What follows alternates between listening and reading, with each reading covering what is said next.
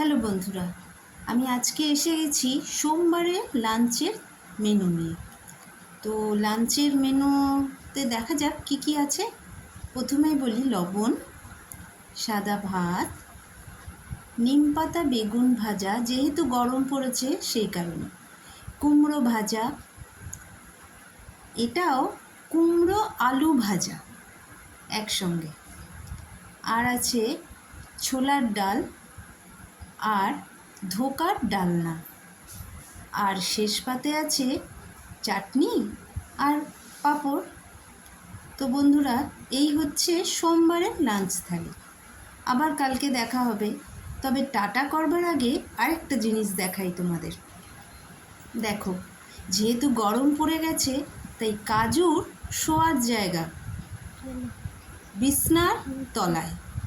বিছানার তলাটা ওর গরমকালে ঠান্ডা লাগে, তাই গরমকাল পড়লেই ওর হচ্ছে এইটাই জায়গা শোয়ার। ও এখানে শুয়েই খুব আরাম পায়।